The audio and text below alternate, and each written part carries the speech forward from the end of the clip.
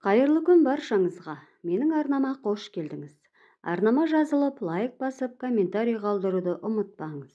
Көптен көп рахмет. Махаббатты не бұзады? Әуежайда ұшақ күтіп отырмын. Рейс 1 сағатқа кешікті.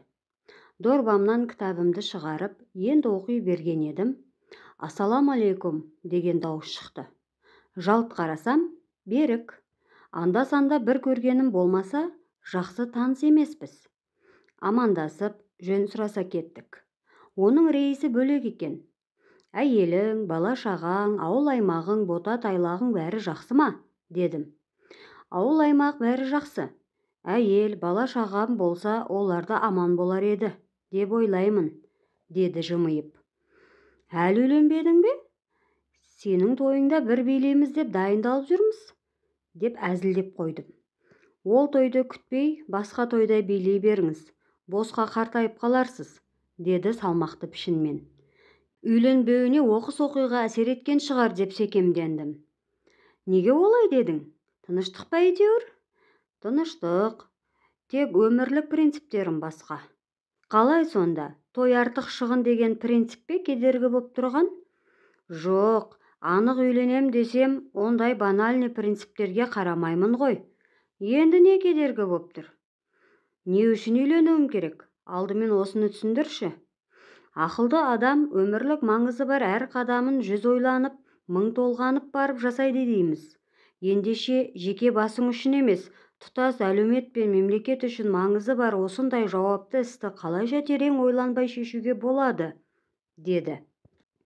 Шыны керек, мұндай уәж күтпегендіктен сасып қалдым. Миымыз жұрттың стандарт жауаптарына әбден үйреніп кеткен. Бұл жолы салмақты сұхбат боларын бірден түсіндім. Себебі ол бұрыннан интеллекті өткір, әр іске сынмен қарайтын, стереотип ойды жек көретін адам еді. Әзіл қалжыңды жиыстырдым да салмақты әңгімеге ыңғайландым. Не үшін үйленгеніңіз? Ұрпағы сыймай жатқан Бангладеш пен Үндістанда тұрмаймыз ғой.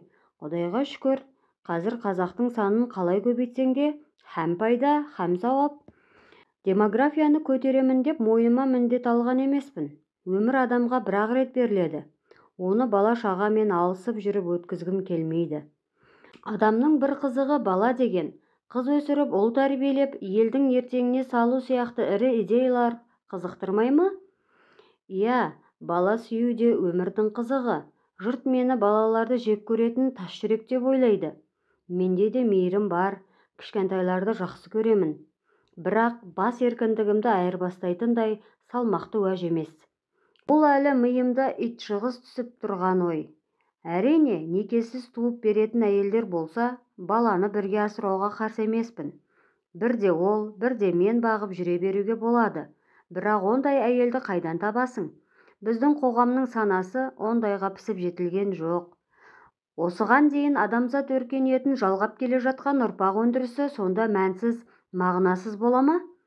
Жыл сайын үйленіп шаңырақ көтергендердің некесінде еш мағына жоқ па? Сіз не, сонда олар некеден мән-мағына тауып үйленіп жатыр деп ойлайсыз ба? Секс әрі кетсе дәстүрдің ағысымен үйленіп жатыр ғой.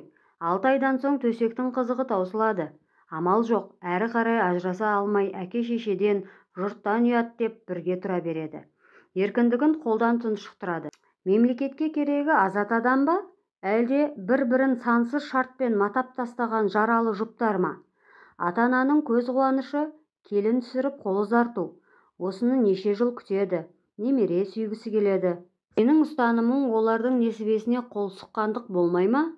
Үйленгеннің бәрі ата-анаға қуаныш сыйлайды деп кім айтты сізге? Келін үнемі құт болып келе бермейді. Жаңа шаңыраққа жұт болып келгені қаншама? Бір ажырасудың 3-4 отбасыға тигізер қасіретін өлшейтін статистика жоқта шығар. Өзгені де сорлатқанша, салт басты, сабау қамшылы жүргенім барлық тарапқа тиімді деп ойлаймын. Физиологиялық мұқтаждықты не істейсің? Оны да адал жолмен алмасаң, сергелденге салар әуресі бар. Құмарлықпен қосылудың денсаулыққа да оң әсері бар емес пе?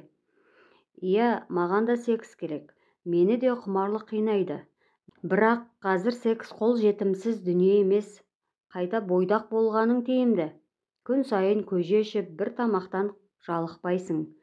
Сен бір қыздан көңілің қалып, әйелдерден кек алып жүргенге ұқсайсың.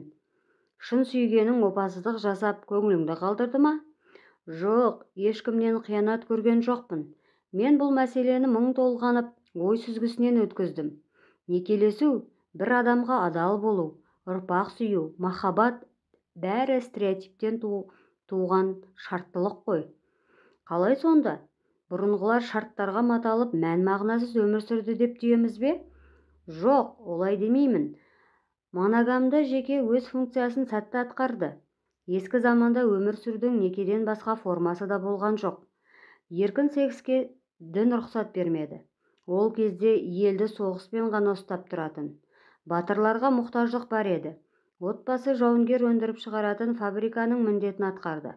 Бүкіл Еуропаны қанға бояған Наполеонның генералына берген жауабын білесіз. Император, соғысатын солдат қалмады. Біз жеңілдік, дейді бір генералы. Ештеңе етпейді. Париждің бір түні оларды қалпына келтіреді, дейді Наполеон. Осыған қарап-ақ некенің қандай қызмет атқарғанын біле беруге болады ғой. Қартайғанда салмақты үкіметке емес балаңа сал деген де көзқарас бар. Батыста ауру ата-анаңды бақсаң, үкімет жәрдемақы төлейді. Себебі үкіметке салмақ салмай, ауырлықты арқалап тұрсың. Осылай сүрпойдақ жүріп, қартайғанда жалғыз қалсаң, сені үкімет асырайды ғой. Бұл сенің ұстанымыңа қайшы келмей ме? Ал мына фактіге не айтасыз? Баласын өмір бойы бағып-қағып, енді қатарға қосылды-ау деп отырғанда, жатып шерлігін қоймай, кемпір шалдың зейнетақысына қарап отырғандар бар. Керісінше, Қазақстанда қарттар жастарды асырап отыр. 7 баланы өсіргенде 7-еуі 7 жаққа кетіп, көршісіне күні қарағанда да көріп жүрмін. Мемлекет бойдақтан емес, үйленгендерден көбірек залал көріп отыр. Мысалы, бір шаңырақ шайқалғанда 3 тарап психологиялық соққы алады. Құдалар тарабы, сосын үйленген 2 жас. Ортада бала қалса, қоғамға бақытсыз бір жетім қосылады. Андрей Звягинцевтің «Не любовь» деген фильмін көрсеңіз түсінесіз. Фильм соңында құмарлық қуған ерлі-зайыптылар қараусыз қалған сорлы баласының өлігін де таппай қалады. Қысқасы, ажырасудан өрбіген әлеуметтік проблеманы санап тауыса алмайсың. Соттасы бір үйді 2-ге бөледі. Алимент өндіре алмай, алимент төлей алмай жүрген бір адам. Байдан қайтты, қатын жіберді деген аты да жаман. Ажырасқан әйелдің баспанасы, тұрақты жұмысы болмаса, тағы проблема. Жалғызбасты елді қамтамасыз ету мемлекеттің бас ауруына айналады.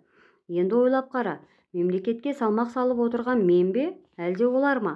Үндістан, Бангладеш, Вьетнам, Бенгал сияқты елдер үйленген адамның мемлекетке зиян тигізетінін анық біледі.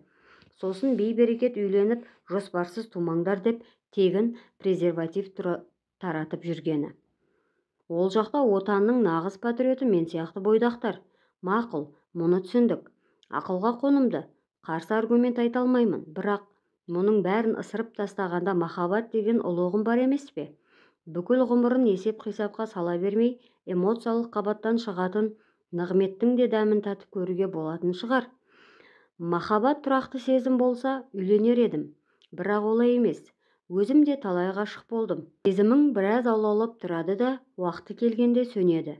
Әлемнің психологтары махаббат 6 айдан 3 жылға созылады деп ортақ тұжырымға тоқтады. Мен олармен келісемін. Егер мен біреуге ғашық болсам, оның да маған сезімі болса, бірге тұруға қарсы емеспін. Үйім бар, сезім суғанша бірге тұрамыз. Сөнген соң ырың-жырың, ұрыс-керіссіз ажырай саламыз. Бір-бірімізді сотқа сүйреп әуре болмаймыз. Жалпы Эрих Форм дұрыс айтқан.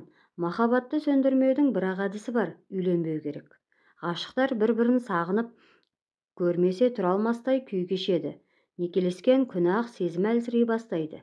Неке махаббатты әлсіретеді, тұрмыстық өмір мүлде жойып жібереді. Фромның осы ойы менің ұстанымымды шегелей түседі, деді. Әңгіме осы жерге жеткенде оның рейсіне отырғызу басталды. Берік заттарын жинап қозғалды. Менімен жылы қоштасып жүріп кетті. Сұхбатымыз аяқталмады. Мен оның сөздерін іште ой елегінен өткіздім. Рационалды өлшемге салсақ, Берікке уәж айта алмайсың. Бірақ мұндай нәзік нәрсенің хикметі сау ақылдың дүрбісіне ілінбейді. Себебі логотерапия бойынша логос логикадан бір қабат тереңдікте жатады. оның хикметін тану үшін сау ақыл аздық етеді. Оны іздегенде эмоционалды қабілетті қоса жұмсауға тура келеді. Сонда ғана махаббаттың жылт еткен сәулесі адамды үмітсіз қалдырмайды. Академиялық білім қанатын жайып, логикалық таным күшейген сайын мұндай нәзік нәрселер көрінбес қабатта жата береді. Оны іздеп тауып, шуағын қоғамға шашумен экзистенциалистер айналысады. Интернеттегі ақпарат алмасу қоғамдағы логикалық танымды бұдан әрі жылдамдатады. Болашақта беріктің принципін ұстанатын бойдақ саны артпаса, азаймайды. Бірақ біз ондай жігіттерді айыптамаймыз. Себебі Виктор Франкл айтқандай, моральдық таным ескірді. 21 ғасырда оны онтологиялық таным ауыстырады. Ендеше, біз де сол талапқа сай махаббаттың мәнін талдағанда дұрыс-бұрыс, ақ пен қара деп бөлетін моральдық таным емес, кез келген рухани феноменнің хикметін тәңірлік табиғаттан, яғни онтологиялық тамырынан тарқатқымыз келеді. Отбасы хрестоматиясы оқыған Перизат Әділқызы. Каналыма тіркеліп, лайк басып, комментарий қалдыруды ұмытпаңыз. Алда қызықты әңгімелер күтіп тұр. Көптен